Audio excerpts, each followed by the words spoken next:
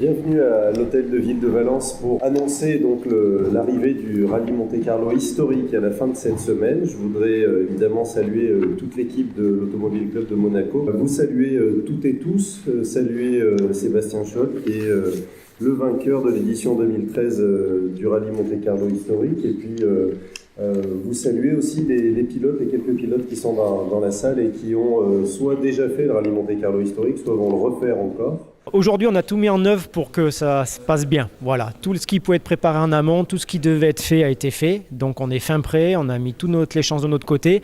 Après, voilà, il y a les aléas de la route ouverte. Voilà, donc il peut arriver tant de choses parce qu'il y a quand même 1000 km de concentration. Enfin bon, il y a une balade de 3000 km quand même. Donc c'est déjà une édition particulière puisque c'est la 20e. Pour nous, il est très confortable de venir à Valence, non pas à cause du temps, je le précise, mais parce que vous êtes devenus des vrais professionnels et des vrais partenaires. Donc c'est un très très grand plaisir et c'est aussi un honneur. Voilà, donc 330 voitures cette année, c'est beaucoup. Je ne sais pas si on pourra continuer sur 330 parce qu'il faut que les commissaires puissent dormir un peu. Mais bon, c'est une grande chose à organiser. Beaucoup de monde, beaucoup de marques, beaucoup de nationalités. Il y a beaucoup de voitures allemandes, beaucoup de voitures françaises, italiennes. On a des gars qui viennent du Portugal, on a des Turcs, on a des Finlandais, des Norvégiens, des Russes, on a des Japonais. Les gens font des efforts fantastiques pour venir, hein. C'est vraiment... On peut s'imaginer, étant donné que c'est une épreuve de régularité sur route ouverte, les gens s'imaginent que c'est facile. C'est très difficile, c'est très fatigant. Et les 30-40 premiers, ce sont des pros. Sébastien Scholl, c'est un pro. Et quelles sont les différences entre le WRC et le rallye historique, niveau technique bien sûr? À niveau technique, alors déjà le copilote il fait pas du tout le même boulot. D'ailleurs je me suis même surpris à regarder les annonces en WRC où c'était beaucoup plus posé, tranquille. Je vais pas dire tranquille, mais par rapport à ce que moi je fais en historique, j'arrête pas d'annoncer des choses parce que non seulement il faut gérer l'avance, le retard puisqu'on a une moyenne imposée, et en plus je vais gérer la navigation parce qu'on est sur route ouverte. Donc voilà, il faut anticiper certaines choses, il faut peut-être se pénaliser à certains endroits parce qu'on sait qu'on va trouver de la glace, de la neige. Il faut peut-être se pénaliser à certains endroits pour pouvoir être bien dans un col ou quelque part pour être bien dans la régule. Donc il y a toute une stratégie de course qui peut évoluer pendant la spéciale. Après voilà, c'est le WRC, j'ai l'impression que maintenant c'est de plus en plus aseptisé, mais les gars, voilà, ils ont leur stratégie, leur machin. C'est compliqué, il faut avoir un bon pilote, un très bon copilote, une très bonne voiture, et il faut reconnaître le parcours. Et figurez-vous qu'on a même des concurrents qui ont des ouvreurs. Vous imaginez ? Une innovation sur ma voiture, déjà je vais être partenaire de Mistral TV déjà. Ah bien sûr, pour commencer. Donc là, déjà avec vous, ce que je vais essayer de faire, c'est qu'on va rajouter du son cette année. Donc jusqu'à maintenant, je voulais pas qu'on entende ce que je disais, ce que je pouvais dire dans la voiture au pilote en spécial. Donc déjà, je vais mettre une ou deux petites séquences de départ spécial et avec les annonces qui sont faites. Donc ça, en général, les copilotes n'aiment pas trop que ça se fasse, mais bon, après, moi, maintenant, voilà. Voilà. Après, on a une voiture, on a une Opel Kadett GTE qui est fin prête, qui a été retravaillée pour avoir un maximum de motricité, donc pour gérer au mieux les parties de glace, de neige, de choses comme ça. C'est la même que l'année dernière. Et c'est la même voiture, voilà, mais qui a été un peu modifiée au niveau transmission, au niveau certaines choses comme ça, au niveau un petit peu moteur, on a amélioré, optimisé un peu tout ça. Alors maintenant, je vais te poser une question toute simple. Quels sont tes trois préférés pour gagner le rallye Monte-Carlo historique? À part toi, bien sûr. Hein.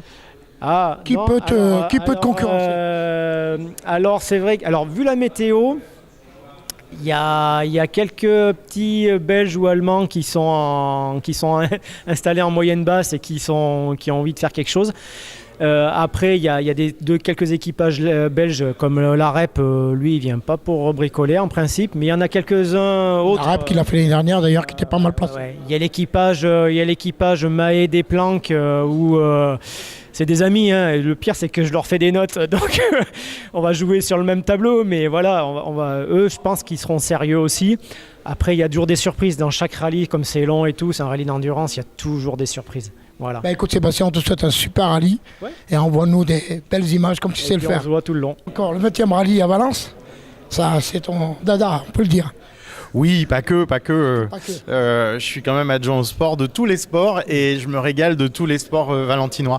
Après, c'est sûr que c'est un peu plus ma partie puisque c'est de là que je viens et c'est toujours un plaisir renouvelé pour moi que d'être sur l'organisation et la mise en place du dispositif du Monte Carlo historique. Accueillir l'Automobile Club de Monaco à Valence, c'est toujours formidable.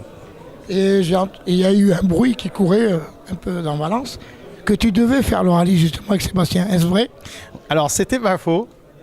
Le seul petit problème, c'est que vous savez que j'ai d'autres activités, notamment des activités professionnelles, alors où j'ai une société de sport automobile, mais aussi une société où je fabrique des vélos. Et j'ai été absolument accaparé par mon travail et ça n'aurait pas été raisonnable d'être au départ du rallye. On l'a envisagé jusque très tard en disant allez on le fait et puis finalement je suis très content d'avoir fait un choix raisonnable parce que ça aurait été un véritable problème. Alors, un dispositif accru cette année, notamment parce qu'une troisième journée vient se greffer, c'est-à-dire en amont du rallye. Pour nous, à Valence, la fête commence 24 heures avant la fête, avant que les voitures n'arrivent. Et chaque année, on en fait encore un petit peu plus.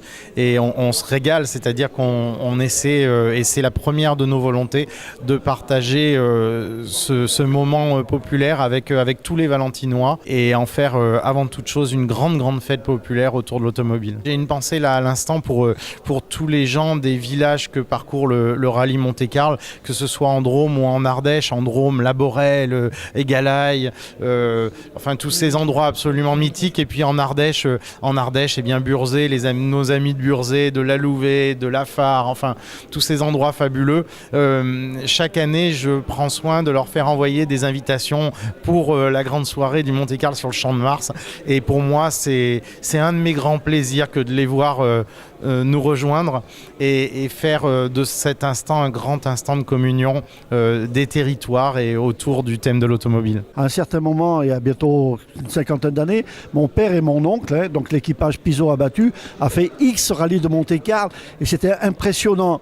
Mais nous, on faisait surtout l'assistance. C'est pour ça qu'aujourd'hui, je préfère voir le rallye de Monte-Carlo au Champ de Mars, bien au chaud, que dans les soirées à Saint-Jean-Royans, dans la neige et dans le froid. C'était pas toujours évident, effectivement, mais c'est quand même que du bonheur à un certain moment. Et de voir notamment l'historique à Valence, effectivement, comme l'a dit si bien monsieur le maire, pratiquement 1000 à 1500 personnes qui vont venir faire vivre le commerce, c'est important. Et pour moi, tout ce qui est sport automobile, tout ce qui est sport mécanique, mais comme le commun des mortels, quand on entend un moteur qui tourne, que ce soit un moteur de mobilette ou de Ferrari, ça fait bouger le monde.